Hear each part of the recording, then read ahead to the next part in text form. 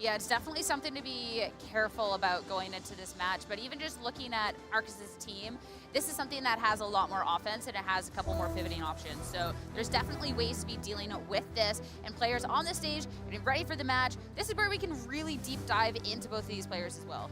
Yeah, and we've got on Markus' side of the field, we have that Tornadus, the Fluttermane, Amoongush, the Urshifu, which is actually the Rapid Strike variant, the Incineroar, and the Landorus Incarnate. Yeah, and looking at this team too, I mean, you have the speed and you have the damage output.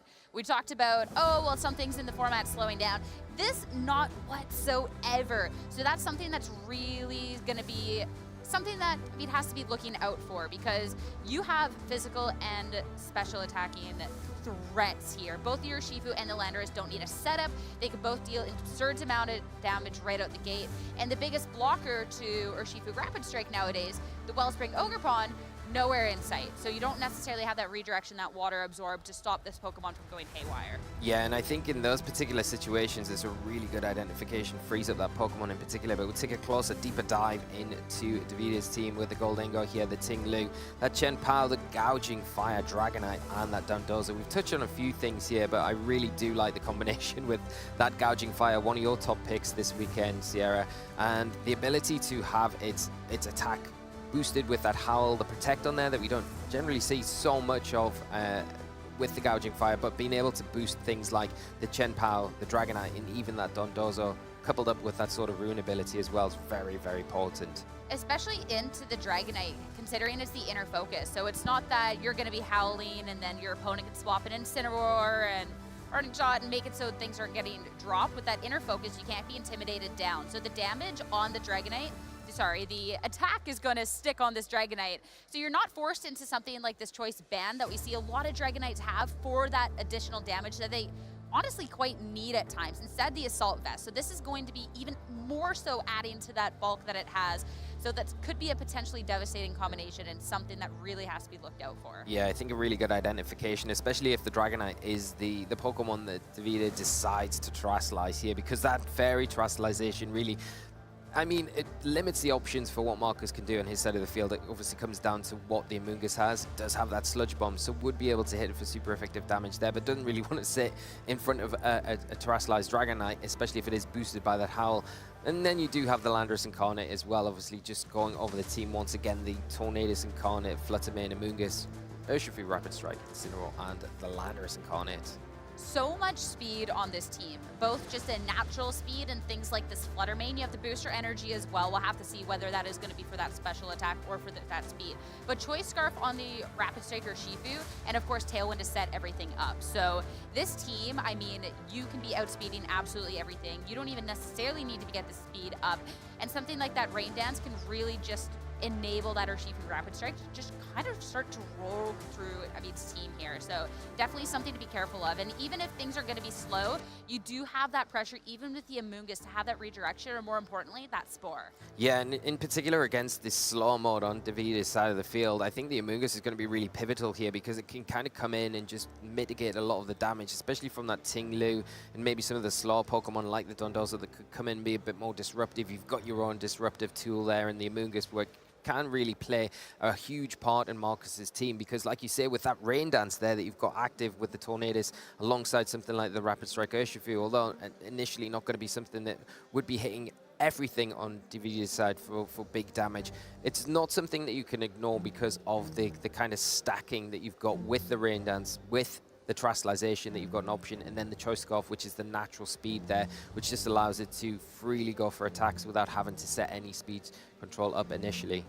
My favorite thing I think about this matchup is we get to see kind of a new way that players are playing this game with a lot of old tools when you're looking at the Ting-Lu and that Dragonite, but now with the addition of the Gouging Fire. In comparison to something that, not quite of old, I feel like that's a little disrespectful, but that Tornadus with that Tailwind in particular, since we have seen a little bit more of a fall off of Tailwind, not completely fallen off the wagon, but of course, with a lot of priority out there, things like this Raging Bolt that has that priority move, Chen Pao with priority, we haven't necessarily seen quite the most of it. Players may be preferring to go for those priorities and the pivoting and the fake out. So with that more team of new and team of old, I really, really like this just facing off against each other. Yeah, and see how these players will adapt against each other going into this first game. I think the Landorus Incarnate, in particular for Markus, is going to be such a key player for him, because if he can protect it well against things like that Chen Pao and the Dundozo to a certain extent, it's going to be very effective against the Goldingo, maybe forcing a terrestrialization into that slot. It'll also be able to hit anything that does decide to terrestrialize. There's obviously the fairy terror typing on the Dragonite, so maybe makes Davide think twice about going for that in this match. The poison Tinglu as well, that's going to be an issue, especially if the Landorus Incarnate does get that substitute setup, because that will be so detrimental for being able to remove that threat from the field so freely like you would normally be able to do. And then you can't really disrupt it with the Yawn as well, because into the substitute the Yawn's just going to fail. So I think that's going to be something that Markus can maybe fall back on.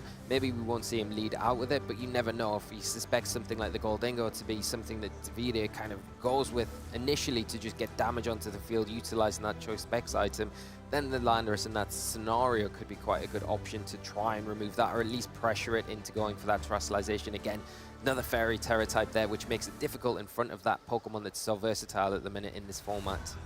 The one thing with the Landorus, though, there is ways to make sure that it doesn't quite get set up, or at least just constantly pressuring into it. It does have the steel terrestrialization, which fares into things quite well, like the Qian Pao when you're looking at the super effective ice move, Icicle Crash in this case. But there is great coverage here when you have something like that Sacred Sword. You can kind of pin it, make it terrestrialize, and hit it. Don't let it get set up for free. So that'll be something when we're looking over at that Landorus that I'd prioritize. Make sure it can't get set up, because that will be a checkmate win situation. Yeah, and I think the one thing that Markus could do to kind of counteract that a little bit is utilize the Incineroar and the Amoonguss there, because between those two, you've got the fake out pressure on that side of the field when the Landorus comes out, and then you've got the switch to the Amoonguss where you can then use that redirection and even pressure with something like Spore in certain scenarios where you can slow down things on Dave's side of the field. Yeah, which, oh man, I'm just even looking. One thing we haven't necessarily touched on, which I think is a quite interesting thing over on Dave's end, is this Goldingo. Because this Goldingo, we do see the choice specs, so you get that damage output right away. This is definitely a good way to make sure you have that offensive capability on your own end. But you have the trick as well. So when you're looking at something like this team over on Markus's end that has something in a potential setup at this Landorus, you have all these different Pokemon that, hey, maybe you don't want to let them lock into a move of choice, something like the Amoonguss. You do have the option of tricking away that choice specs and kind of locking them up. So we might not see it. It is pretty niche, but if you get caught off guard, it could be devastating. Yeah, in particular with the Goldingo in front of that Amoonguss, with the good as gold ability, you're kind of happy for it to click in and lock in with its Spore, and then you could really catch it out. Like you say, with that trick, give the Amoonguss choice specs item. Of course, at the same end is that you kind of want to preferably put that item onto a Pokemon that maybe doesn't have a threatening special type attack that would be maybe a bit of a detriment to some of the Pokemon on your side of the field. So the Amoonguss, I'm kind of curious now to see what the damage output would be like from that Sludge Bomb. A choice spec Sludge Bomb? Yeah. That would be the craziest match of all time. You all of a sudden lock it into a Sludge Bomb because you don't want to get spored, and the Sludge Bomb just runs through your team. Please let this happen this game. I really want to see this now. It's like, you know, it's like a needle in a haystack worth a chance, but it could be pretty funny.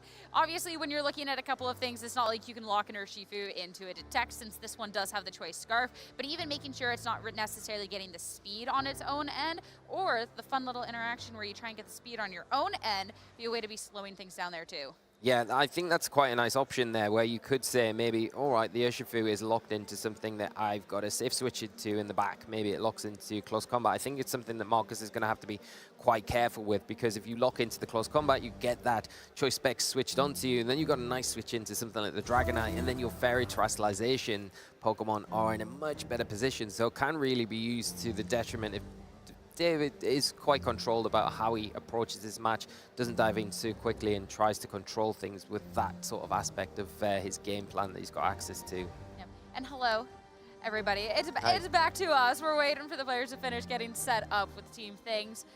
a second round, or everybody's waking up here. But no, it lets us talk a little bit more about the event and stuff like this. And the fact that I think that we get two really strong players with such different team ideas, such different Pokemon on each end, I think is actually a really good sign of a good meta that we have going on right now, where it isn't, oh, you have to be locking a balance, oh, you have to be locking this, oh, Tailwind's gone, you cannot use that. Like, there is a lot of really viable options out there, and when we are looking at the largest field that we have out there, yeah. good. And I think as well, when you're looking at such a large event, you want to try and make things as easy as possible for yourself going into a tournament, because you don't want really to play something brand new or something that you're not super comfortable with, because then it puts that extra strain on you, especially like you mentioned, we're going to have an extra round of Swiss tomorrow. So if you do progress into tomorrow, you need to try and alleviate as much of that stress today as possible whilst also progressing. Not an easy task, of course, but I think it's a big thing to consider when coming into these big tournaments. Making those Pokemon choices that you're more comfortable with a way more sensible thing to do. Especially too, like, as cool as this Tinglu, Dragonite, Gouging Fire team is, and that maybe you could expect it to be new, it is something that Dave has been using in like online events, the global challenge, stuff like that. So even though it might be a little bit more unconventional to what other players might expect, it is something that is then comfort and familiar. And I think players kind of sometimes get wrapped up in their heads going into an event of moving away from their comforts into what's going to break the meta, what is going to be the next thing, what counters the best thing out there. And sometimes that works. But other times, you're going to find yourself in a unfamiliar matchup. You're going to go up against the Dondozo Gouging Fire you never expected. And if you don't know the matchup, then Going to be pretty hard. Yeah. Especially against Dondozo, and things like Tinglu as well are just so hard to break down if you don't know the lines that your team has to go through to get through those big behemoths. You know, it just becomes so difficult. And then that one bad match that you may come off the back of would tilt the rest of the tournament. It's hard to recover from that point. So, like you say, a really good, important thing to think about. This not just the team aspect, it's being comfortable with it as well. And it's something that we do reiterate on these broadcasts a lot, especially for the new players coming in. Get familiar, get comfortable with your team. But I think Dave, in particular, has that experience from the Global Challenge recently. All those games there and finishing second, especially if it is the exact same 6 or a similar 6. He's going to feel good coming into the tournament this weekend. Especially, too, when you're looking at all that experience in the Global Challenge. I know that it can be varying opinions about how valuable that closed team sheet best of one practice can be. But the thing is when you're looking at that best of one closed team sheet, you have to be prepared for every option. It's not like the open team sheet, the best of 3 you can adjust. So he's got the experience. Let's see if he can make it work now. It's time to get into game 1 here of our round 2 right away. That is a slow start coming out from Dave, Tinglu, and Dondozo. Yeah, and we're going to see the Amoonguss on Markus' side of the field with that Urshifu. So big attacking presence there. Going to threaten the Tinglu if it doesn't go for the Terastallization. But more importantly, the Amoonguss here going to be able to disrupt things on Dave's side of the field with that Spore. And it has got access to that redirection, can protect the Urshifu. It does feel threatened this next turn. But I think that both the Dondozo and that Tinglu need to be careful around that Spore coming out potentially here. But we're just seeing a protect. Yeah, this was the opportunity where maybe on that first turn you could see a Terastallization and make sure you're not going to be spored, especially since the Dondozo is the Grass Terra, but no protect, and that's going to be the Amoonguss instead. Big hit into the Tinglu to start chipping away some damage. Little chip in return with that Rocky Helmet, but Sand Tomb into the protected Amoonguss. Now Dondozo, last to act on this turn, will go for the Yawn, the attempted double up into that slot. It's a fantastic play here from Markus, really identifying that Dave knows that the Amoonguss is going to be one of those key Pokemon to take down early, protecting it here and getting that free close combat off, making the Tinglu in a position now where it is going to be knocked out if it takes another one this next turn, so can't really be that carefree with it here. Close combat comes out into that slot. It will be at the detriment of Dave in losing one of those really big, pivotal, key defensive tools that he has access to. Yeah, and that's where things are going to be tricky, because you can look at that era, but that's still potentially so much damage. You are going to see that this Urshifu is locked now into close combat since it is the choice Scarf. So you do have at least a little bit of predictability into this case. And the Amoonguss, surely not going to go protect this time. So this could be safe to just try and double into it again. Yeah, and we are going to see a Terastallization come out from this turn too, and it will be onto Dave's side of the field. It will be the Tinglu, potentially going for that Poison Terror type to take less damage from a close combat that could be fired out from that Urshifu. Of course, we know it is a choice Scarf, so it will be locked into that move here as the close combat comes out into the Dondozo here, doing some respectable damage, just taking it down about just above 50% health, but it does leave the Amoonguss open now. No Protect coming out from that side as the Sand Tomb comes out and misses again. First time it protected, second time the miss. The Amoonguss does not want any part of it. The yawn, though, of course, will make it drowsy, so we'll be falling asleep next turn, unlike the automatic response and return. Spore into the Dondozo. The Sand Tomb there was so unfortunate because you get the yawn off into the Amoonguss, right, and then you trap it onto the field. So really key for Markus here. He is going to be able to switch that Amoonguss out. It does open the door for maybe Dave to try and target into that slot, catch something on the switch in. But if you go for maybe one of those stomping tantrums or something like that, you could get full foul of maybe one of the Tornadoes or the Landers coming in on that slot, especially now the Dondozo is asleep and rendered useless. First thing to be swapping out, it will be that Urshifu, bringing the Flutter Mane into the field. Booster energy for that Photosynthesis, that will be a special attack. So looking to go on to the offensive there. And the double swap out here. You did have a double lowered stats from that close combat. You were yawned on the Amoonguss, and with two very passive Pokemons coming out from Dave's end, I don't dislike this whatsoever. Yeah, and now we do see the Incineroar come onto the field. The body press coming out. Really good switch here from Markus. Not affected by the ghost typing on the Flutter Mane. So free switch here for Markus, which is not something that you commonly see. Markus playing this very well, making it difficult for Dave to get any sort of momentum in this game. Already spent that terrestrialization as well, and the Dondozo takes another turn of sleep. So it'll be interesting to see. There is fake out here from the Incineroar. Will it go into the Tinglu to prevent it from moving this turn? Probably likely. And that frees up the Flutter Mane to get a big attacking option off onto either of these targets that have taken a lot of damage already. And that's the issue when you're looking at these slower teams where things can go wrong so quickly. Dondozo is going to be taking that second turn of sleep, so an attempt at the Protect not going to happen. And no Protect from this Tinglu means Shadow Ball will hit into it, bringing it down real low, not getting KO'd quite yet, considering that lowered special attack. Parting shot into the Dondozo, and a chance again for Markus to pivot. Yeah, and a really nice option here, getting that attack drop again onto the Dondozo, making it even less useful from an offensive point of view. Coming in probably is going to be the Amoonguss again, coming back onto the field, going to be able to utilize, but it's not the Amoonguss, it is the Urshifu wanting to go for that offensive damage. The Ruination coming out from this Tinglu, going to be able to do 50% damage to its current health, taking it down just below 50% of its health now. Markus sitting in a very dominant position here. The Dondozo on not great health. The Tinglu going to get knocked out with whatever comes out from Markus' side of the field. So Dave in a bit of an awkward position here going into this next turn. That's 100% it, and considering the speed that Markus has on his team, you have the speed options, but even just with the natural speed of these Pokemon, the Choice Scarf onto that Urshifu, Dave won't even have a chance to really respond before these get KO'd. So we'll see a terrestrialization now coming out from Markus at this point, and considering the Pokemon on the team, not surprised necessarily to see an offensive Terra, the Fairy type onto the Flutter Mane. This one is not choice locked. It is that booster energy, so it can be swapping into something like a powerful Dazzling Gleam, or just the Moonblast. Surging Strike coming out, picking up the knockout onto the Tinglu, so that is one Pokemon down, leaving the Dondozo a sitting duck almost here from that Flutter Mane that has just terrestrialized, boosting those Fairy type attacks. So going to be able to do some big damage. Is it enough damage to remove this and take Markus one step further to closing this game out? The Moonblast coming out, and it is into the Dondozo. And that will be a KO. The Vessel of Ruin removed, so the Dondozo will be taking full force of the damage and double KO on this turn. Now we get to see the back. Qianpao Dragonite. This is definitely a very aggressive core. Yeah, really strong pairing here for Dave as it comes out onto the field. And something, if you are going down in resources, you want to bring these two onto the field together with that sort of rune ability. Of course, next to the Dragonite, it is holding that Assault Vest item, so it is going to be able to take those attacks a little bit better from the Flutter Mane than we would used to be able to see. But the terrestrialization's been eaten up here by that Tinglu. Dragonite not going to be able to go for that and is going to be susceptible to those Fairy type attacks. And even looking at something like Qianpao, I mean, you have the Choice Scarf onto the Urshifu, it's locked, but you're still going to be taking so much damage. And I think that even though this core of two Pokemon can be doing a lot, it's still a big ask going into this.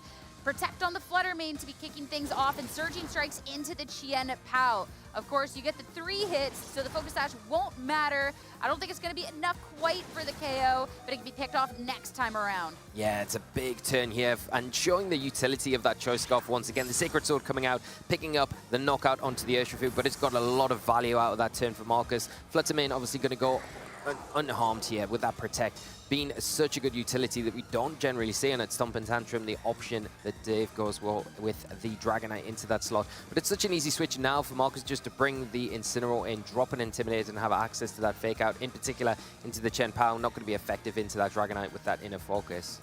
And with the Chen Pao too, when you're looking at what you could maybe do if you're trying to get out, if you don't maybe think that there's going to be the Fake Out, even something like the Sucker Punch is not really going to be dealing much to the Flutter Mane after the Intimidate and whatnot. So Protect on this turn definitely makes sense. See what damage you could be dealing with the Dragonite. Not going to do extreme speed. It's not going to be doing quite as much damage as a Choice Band variant would. No, and we are going to see the Fake Out into that Chen Pao. It is not going to be affected this turn. The protecting it here for at least one more turn. The Extreme Speed coming out, but like you say, not as powerful as that Choice Band variant. The Flutter Mane taking it, returning with a Moonblast.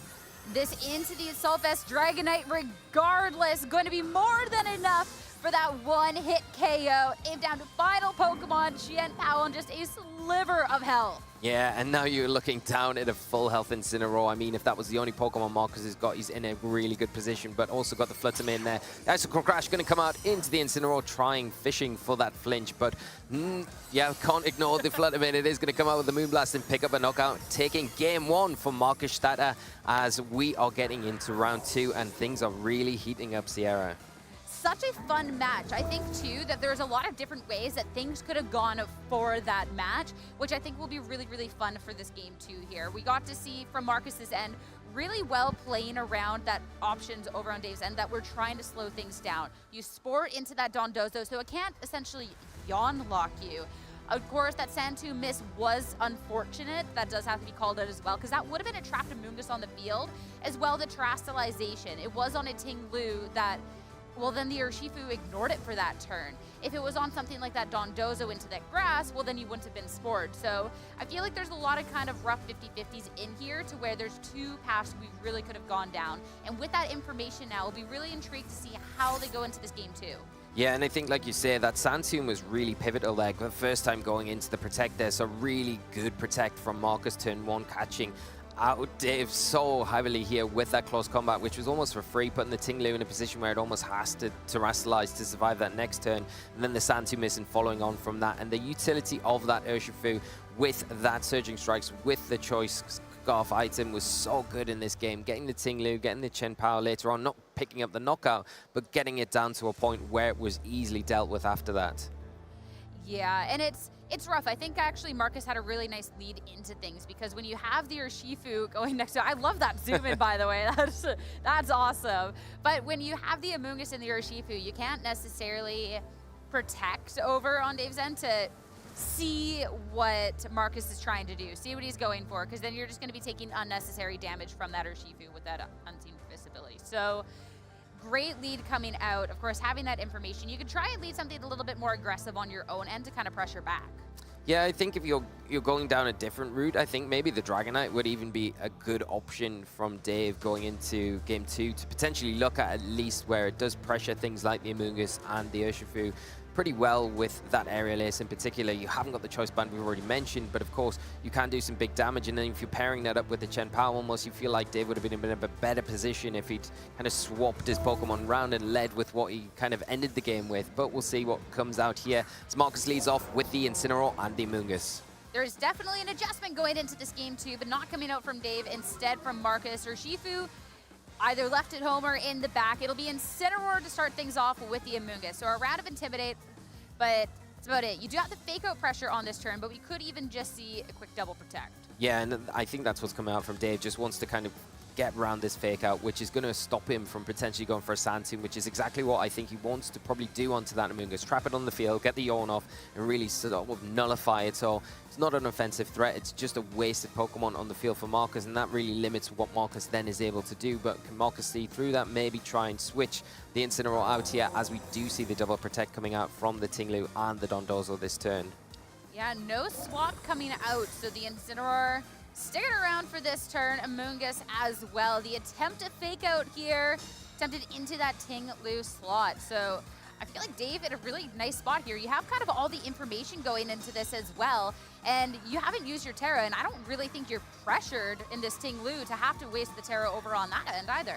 No, and like you mentioned, in the downtime between games 1 and 2 here, I think the Dondozo would be a good option to Terrasilize here. Of course, in front of an Incineroar, it does make it difficult because you do come susceptible to those fire-type attacks if you go for the grass, but it could be enough to give you the room where you are able to avoid a Spore for 1 turn, and that would then allow you to get that Yawn off, potentially the Sand Tomb as well, and you can still pressure with the Wave Crash as well into the next turn if you do go for that grass terrestrialization, but it does give you a bit more room and an option if you are Dave. Not seeing that though. Parting shot coming out from the Incineroar, just wanting to get off the field. Yeah, and now you're not going to be pressured by a potential Flare Blitz on the next turn, so you are going to get a round of lowered attack, special attack on this time around. And now Markus could pivot into something that could maybe deal with a little bit more offensive pressure going on to this next turn. That will be that Urshifu. So Terra not spent, you have that going on forward, but Sand Tomb, another miss into this Amoonguss. You get the Yawn, but it just has free capability of swapping out next turn again. One of the drawbacks of the Sand Tomb, it's a great move when it does hit, but it is really costly when it misses. And again, the Dondozo falling susceptible to that Spore. It does get the Yawn off, but it's an easy switch now for the Amoonguss to go out, get rid of that Yawn. It's not going to fall asleep, get something else, and we know the Incineroar's in the back. We know as well that the Ting-Lu doesn't have Stomp and Tantrum. It can go for a body press, of course, but then if it goes for that, it is going to be susceptible to a move from the Urshifu on the other side of the field. What does Markus decide to go for? Does he go for the Surge and Strike here into that slot? Because, well, if it does terrestrialize, then you're still doing very good damage with it, of course. And when you're not being able to lock this Amoonguss in, and you're just getting spored for it in return, you just fall so far behind because now your Dondozo is asleep. The Amoonguss, of course, who could have seen this one coming? Gonna be swapping out, bringing the Incineroar back in. It's a move we would see all the time anyways without that threat of Yawn. So another round of Intimidate for the road. Close combat, unterracialized Ting-Lu, a lot of damage with that super effective hit. Yeah, and Markus not opting for the Surge and Strike here, just wanting the pure damage into that Ting-Lu here, and a really useful damage as well. The Sand Tomb coming out though, it does connect, trapping in that Urshifu. It has taken those defense drops from using the close combat, of course, so it will be taking more damage going forward, but it is all down to that Dondozo to wake up. Of course, it does spend a turn sleeping there, the residual damage coming out, and now the Incineroar back on the field has access to that fake out for this next turn.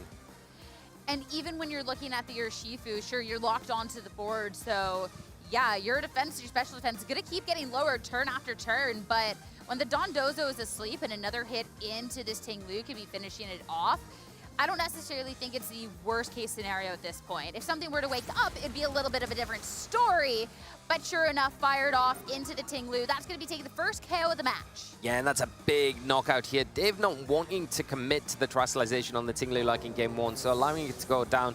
The Sand Tomb obviously being able to trap it in, but the effect may be wearing off after the Ting-Lu goes down. The knockoff coming out from the Incineroar going to be able to be a vital knockoff because it takes away some recovery from the Dondozo with that Citrus Berry and the Yawn fired out into the Incineroar, but probably not the Pokemon you want to be going for the Yawn into. So known for just pivoting in and out of the field so much, so easy switch out again for Markus this next turn. At least where things could be interesting, bringing a Gouging Fire this time around. Xianpao left at home. Now you have the option of maybe trying to put some pressure off, and this is going to be booster energy into the speed. So how about the potential of the Dragonite swap in? If you are then forcing that Incineroar to be swapping out because of the Yawn, you could be taking advantage of a little bit more of a passive turn coming out from Markus. Yeah, and you're not really locked into a move that you preferably want to be in with the Urshifu as well, because that close combat is lowering your stats the whole time. And like you say, if we do see the combination with the Howl, the Dondozo switch out, it is now awake, of course, and the Dragonite come onto the field, taking that Howl with that inner focus. You know, essentially it's going to be very difficult for Markus to get through these two threats that are now out on the field. I think the adjustment to the Gouging Fire makes it difficult for the Fluttermane, if that is the remaining Pokemon on Markus' side of the field, to come in and be as effective as it was in that game 1. Howl will be the first. That's going to be +1 attack to both the Dragonite and that Gouging Fire, and close combat into the Dragonite slot. Of course, not going to be too effective. And now this is the third round of slower defense and special defense onto that Urshifu. Parting shot into the Gouging Fire. That's just going to be bringing that attack back to neutral at this point. Well, Markus can have a Pokemon come in, whether it is that Amoonguss or whether it is that fourth final Pokemon. Yeah, the Amoonguss could come in here. Nice switch as well, because it does give you the ability to redirect if you want to this next turn to protect that Urshifu even more. While you could get maybe the Incineroar back onto the field, reset those stat drops, or you could just commit to the close combat again just to chip away at both of these Pokemon on Dave's side of the field, because I think that the primarily you're going to have to start doing at some point is just whittling down these big threats now, especially if Howl is one of those options that Dave's going to rely on going forward to boost and further boost the attack power on it and the Dragonite. Well, this is going to be the point in the match that we're going to see terrestrialization coming out. And it's going to be that Amoonguss. That is into the water type here, making sure that it's not going to be taking a super effective hit from something like an Aerial Ace or a Heat Crash. Yeah, really good terrestrialization here, and does put it in a position where it can go for the Spore into that Gouging Fire. The question is, can it take an attack from this Dragonite? The Urshifu going down to that Breaking Swipe here, and the attack drop not really going to affect the Amoonguss too much. A Dragon Claw coming out, but the Amoonguss hanging on just barely, activating that Citrus Berry, going to get a bit of health back in return, and then open now to going for a Spore.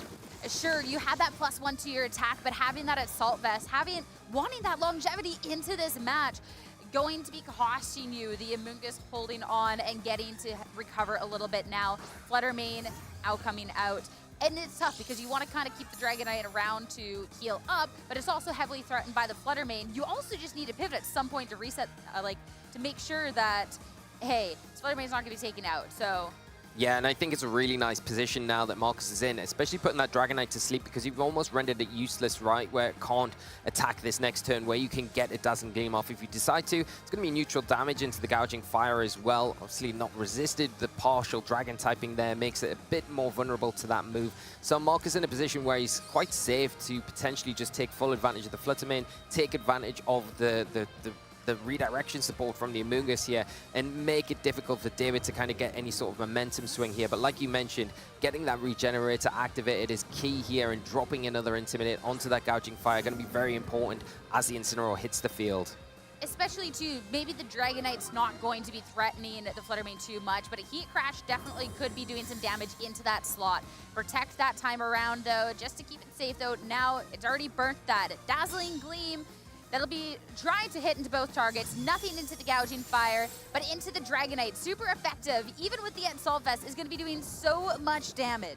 Yeah, and this is another turn where the Dragonite has the opportunity to potentially wake up and get an extreme speed off into the Flutter Mane. We saw what the extreme damage was like pre-Howl the last turn. The Fake Out coming out into the Gouging Fire. The Dragonite stays asleep though, as the Flutter Mane going to be able to get an attack off.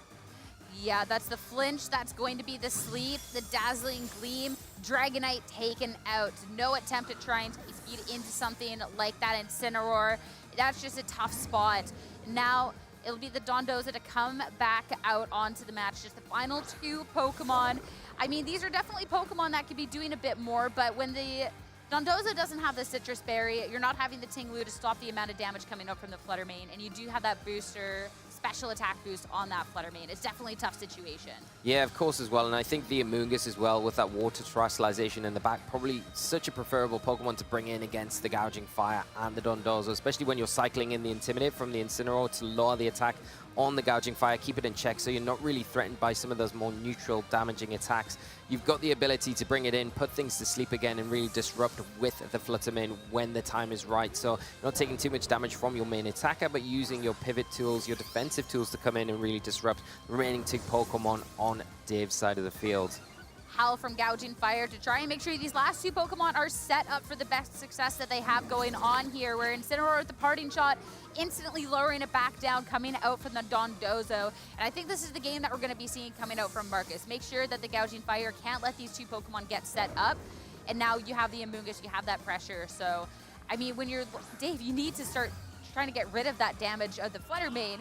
But a yawn into this as well to force that to sleep is also nice. Yeah, the yawn there is a nice one, but it's so easy for Markus now just to switch out that Flutter Mane into the Incineroar, drop another Intimidate, and then go for potentially another Spore with the Amoonguss into either the Dondozo or that Gouging Fire to potentially render them useless for at least one turn before they're able to wake up again. And I think that room that Markus is able to do with that particular Pokemon are just going to allow him to close this match down very slowly with the Flutter Mane. But I think Dave, if anything, needs to really pressure while he can with that yawn to make it difficult for Markus to keep things out on the field. You need to keep that pressure up, but it's tough because the Pokemon that Markus has left they are pivoting Pokemon. You want to be pivoting this Incineroar in and out.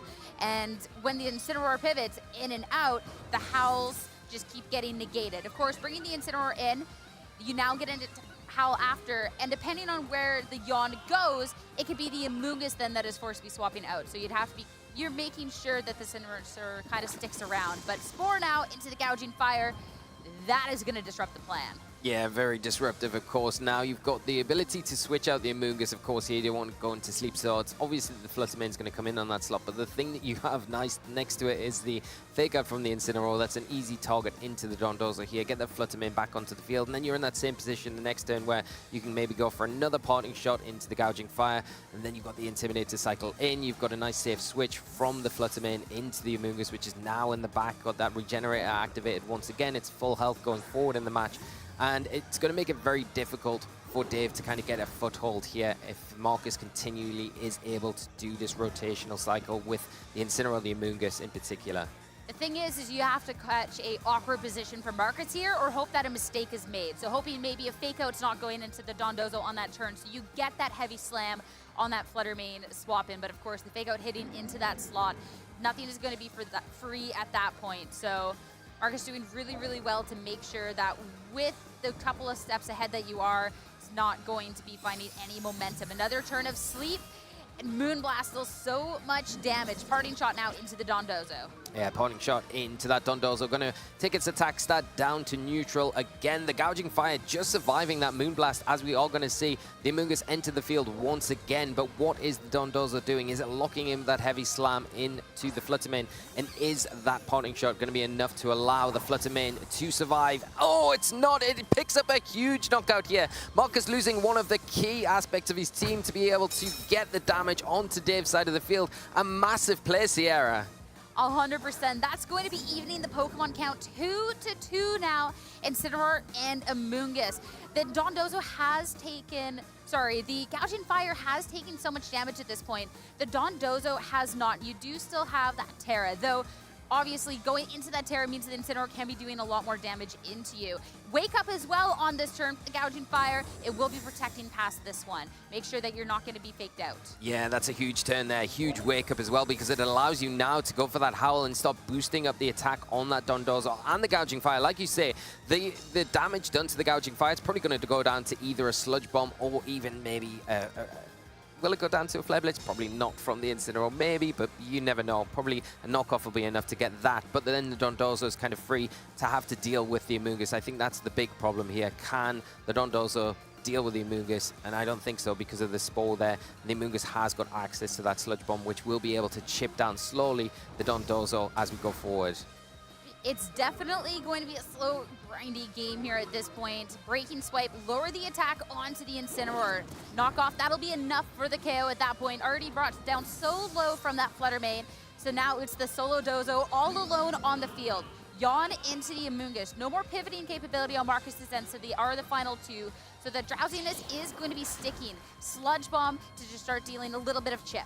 Yeah, and I think Markus not really taking priority of putting it to sleep here, just going for the damage, because I think another knockoff Sludge Bomb combination going to be enough. And we do see Dave lock in the forfeit. Markus going to take round 2 here as our winner at the EUIC Championships. I know it was only a 2-game set, but it was starting to feel like a 3-game with how long that second game went at some points, but really well played.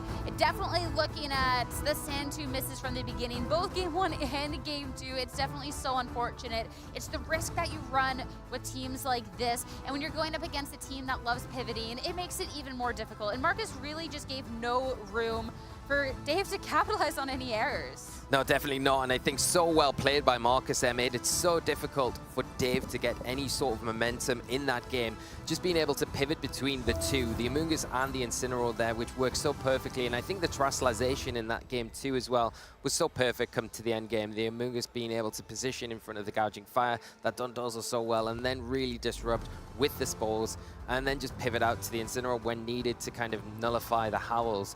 And it did feel like at points where it was going on, and that felt like it was going to drag right out. But I think Markus being very patient there. I mean, there was one point where I thought the Dragonite was going to extreme speed into the Fluttermane, but it hadn't Terastallized. I was so confused. So, I mean, the way that Markus did that was just so well done, and just David just couldn't get any momentum in that game, which was so difficult to see. And especially when you're getting into those longer games, I know from Dave, you have this team that is operating a little slower. So you're going to be used to these longer games to where you can make a little bit more heads-up plays. You could be looking for your opponent to maybe make a wrong read, take the wrong 50-50, just make a wrong play. And there was a couple of turns where Dave, had Markus made that wrong play. I mean, that first time he tried to heavy slam into the flutter main, but there was the fake out to cover. You try and find any ways back, but Markus just did a really, really good job of making sure he was always he was 2 steps ahead from the beginning, and he never lost that momentum. Yeah, and even when he did take the heavy slam in the end, he got such a good return there and putting the gouging fire into that knockout range where anything really coming out that following turn was going to pick up the knockout. So at the best, if you were Dave, you were only going to get 1 howl off. And then from that point, it's a 2 versus 1 situation, and it becomes very difficult from that stage on where you've got the Incineroar at speed, and it's always going to be able to get damage off if you miss the knockout onto it. And then you've got to worry about the Terra Water Amoonguss, which, you know, with heavy slam and wave crash, I don't feel like you have a way to beat that, really, if it does come down to the one-on-one. And gouging fire, where it can struggle, and why we do see some success, but not quite the widespread everyone's using it, is when it matches up against something like this Incineroar. That is where it is tough, because of course the Incineroar, it's stronger, it's going to be swapping in and out always, and you're just then, okay, I'm clicking a move so I don't fall behind, essentially. You click the howl so that you're always going to be neutral after this Intimidate. And I think that's a really, really tough spot to be in when you're that gouging fire. If you can take care of that Incineroar sooner, all great said and done, but also didn't really have the window to do that.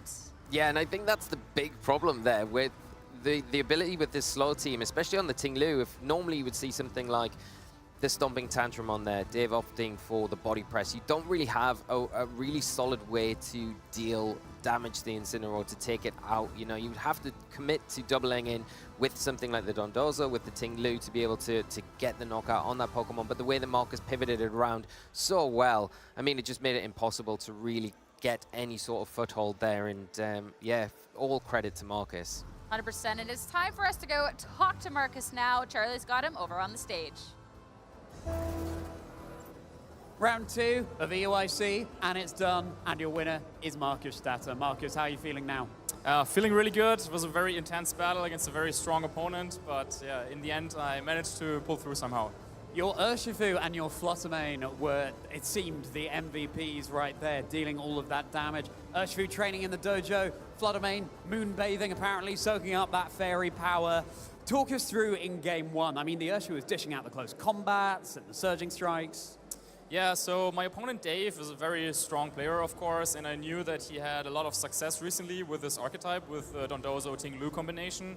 I think he finished like 3rd in the last global challenge, the online tournament. So I had a little bit of an idea what I was going to go up against, and against this Ting Lu and Dondozo, I gotta be honest, you have to make some reads at some point because they're just so bulky, they will put you to sleep, they will trap you with a Sand Tomb, and to counteract against that, I really needed to find those key moments where my Urshifu or Fluttermane could do a lot of the damage.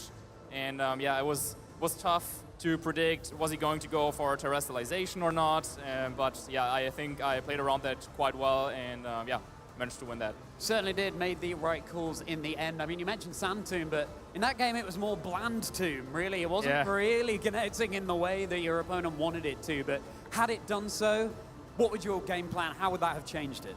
Yeah, absolutely. So also when I looked into this archetype, that was something that I realized I didn't want to deal with because, of course, Sand Tomb is such an integral part of that strategy, trapping in your opponent and then putting them to sleep with Yawn.